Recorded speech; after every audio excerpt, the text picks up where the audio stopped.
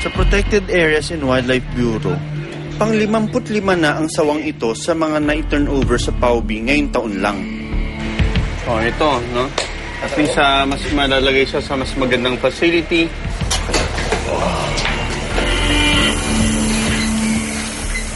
Akala ko nung una ay maamong-maamo na ang sawang ito. Nang biglang...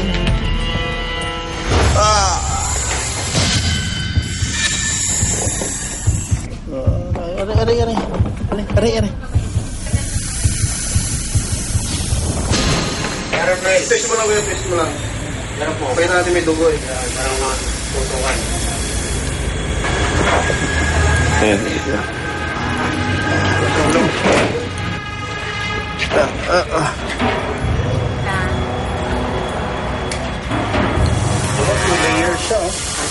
Two layers siya ng mga ngipin. Pero walang kamandag to.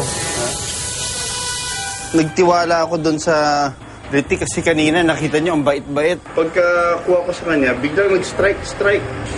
Okay, lipat mo sa 1, 2. Pero gaano man kabangis, may mga naniniwalang mahalaga pa rin ang ginagampanan ng mga sawa sa kagubatan. Our main intent talaga ay mai-release ulit itong mga hayop na to sa natural habitat nila. So we've been doing our work naman in coordinating with the other regions para matulungan nila kaming makahanap ng suitable place to release these kinds of pythons. Hindi lang sa PAUB na may night turnover na mga sawa. Maging sa Laguna, may mga sawang itin-turn over sa akin na nahuli sa syudad. Itong Laguna Wildlife Park and Rescue Center ay isang designated rescue center. In the past few weeks, nakatanggap kami ng 5 ahas galing sa iba-ibang lugar. Bago namin i-release, kailangan i-check up ko. So while they were here, chinek ko sila and inaalam ko kung may sakit ba sila, kung pwede ba silang i-release o dapat nandito pa sila.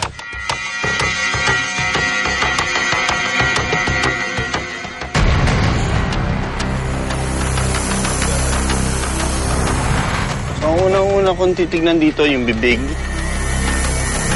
Maganda ang kulay, pink naman siya. Wala mga sugat ang bibig.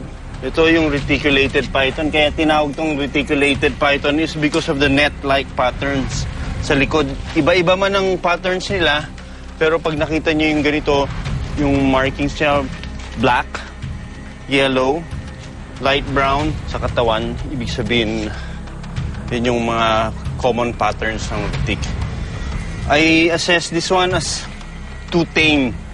So malamang ito, hindi ko na ito pakakawalan kasi masyado maamo siya. Oh, yun. Again, in-underestimate ko, akala ko maamo. Pero nung nainitan siya, biglang nag-init, biglang tumapang na. Good for release na python, Kung ang sawa ay mabangis, ibig sabihin ay may kakayahan pa itong dumiskarte ng kanyang sariling pagkain. So, very important ang sun sa mga cold-blooded reptiles na ito. Kasi mas umiinit, mas nagiging active siya. Kita mo, the way it moves,